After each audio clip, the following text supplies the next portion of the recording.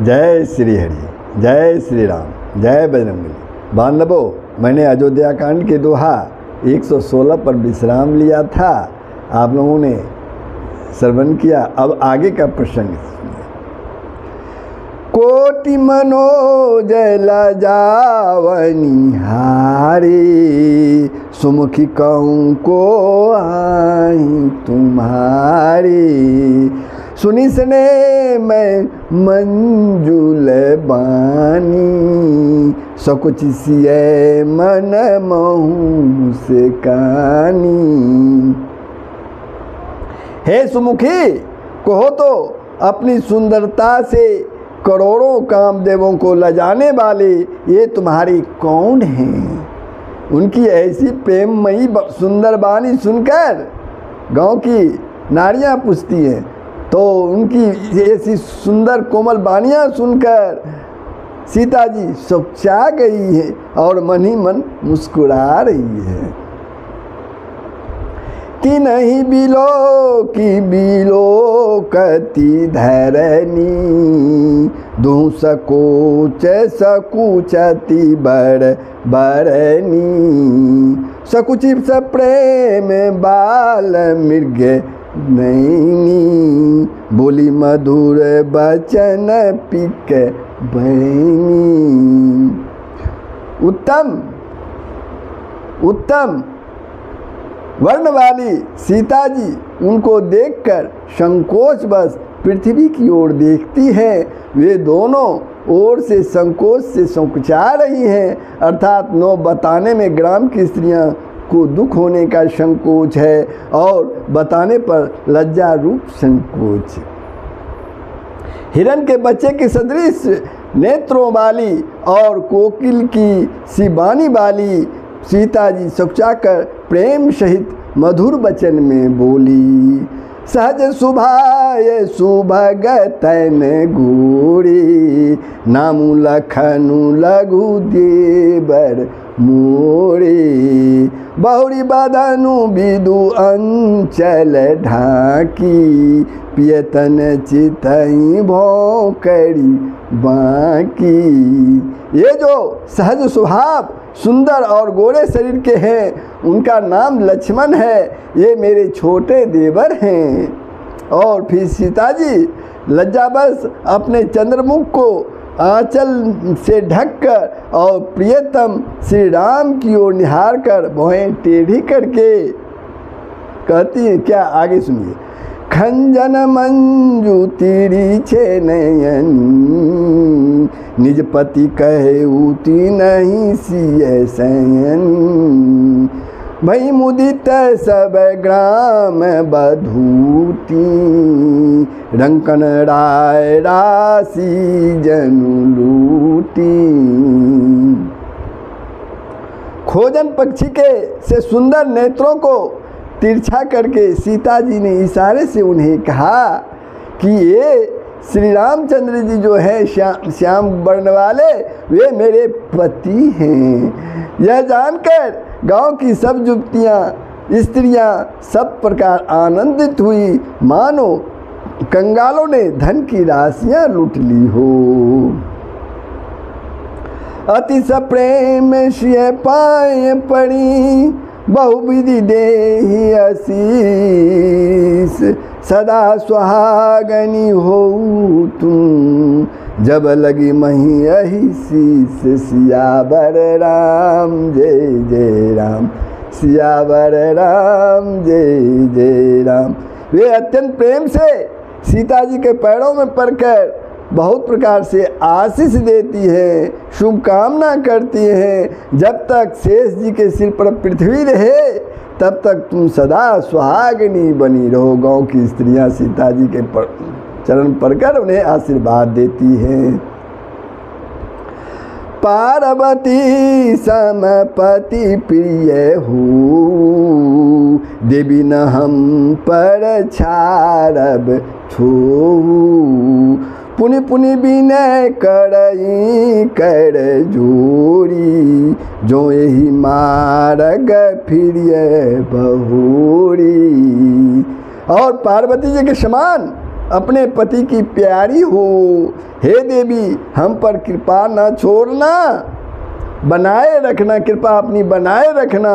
हम बार बार हाथ जोड़कर विनती करती हैं जिससे आप फिर इसी रास्ते से लौटें।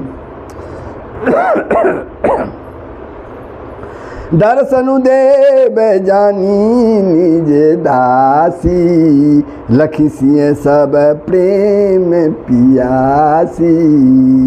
मधुर बचन कही कही परितोषी, जनु कुमुदनी कौमुदी पोसी। और हमें अपने दासी जानकर दर्शन दें। सीता जी ने उन सबको प्रेम की प्यासी देखा और मधुर वचन कह कर उनको भली भांति संतोष किया, मानो चांदनी ने कुमुदनियों को खिलाकर पुष्ट कर दिया। तब ही लखन रघुबर रुख जानी, पूछे मगु लोगनी मृदु बानी। सुनत नारी नर भय दुखारी, पुलकित गात बिलोचन भारी। उसी समय श्री रामचंद्र जी का रुख जानकर लक्ष्मण जी ने कोमल वाणी से लोगों से रास्ता पूछा। यह सुनते ही स्त्री पुरुष दुखी हो गए, उनके शरीर पुलकित हो गए और नेत्रों से वियोग की संभावना से प्रेम का जल भर आया उनके नेत्रों में।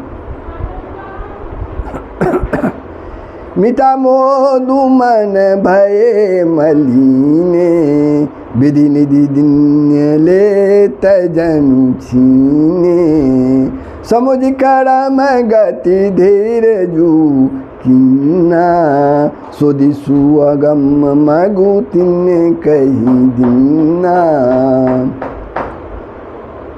उनका आनंद मिट गया और मन ऐसे उदास हो गए मानो विधाता दी हुई संपत्ति उसे छीन लिया हो।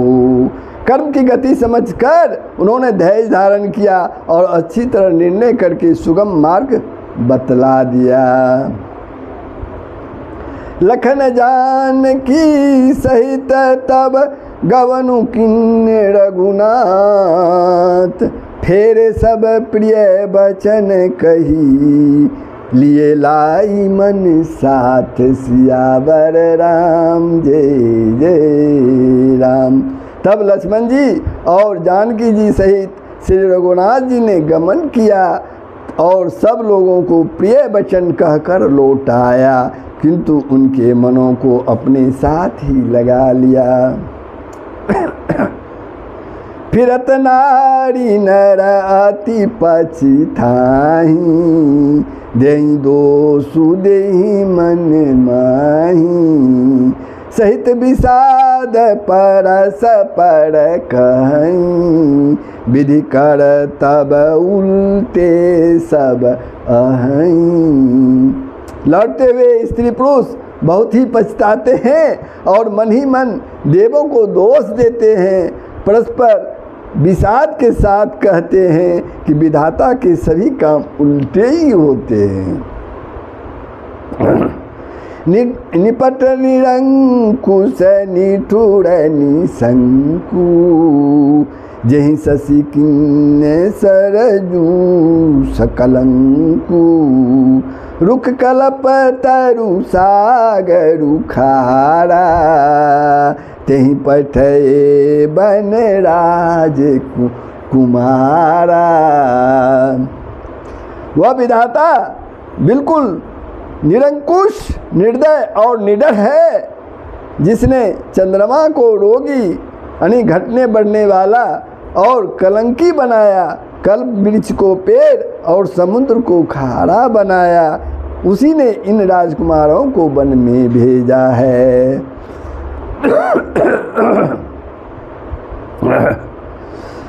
जो पई नहीं दिन बन बासु, किन बादी विधि भोग बिलासु।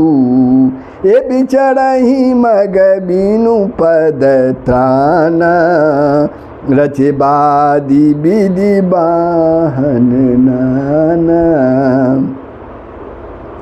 जब विधाता ने इनको वनवास दिया है तब उसने भोग विलास व्यर्थ ही बनाए हैं। जब ये बिना जूते के यानी नंगे पैर रास्ते में चल रहे हैं तब विधाता अनेक वाहनों व्यर्थ ही रचे हैं। ये मही पर ही दासी कुश पाता, सुबग से जे कत सिरजत विधाता।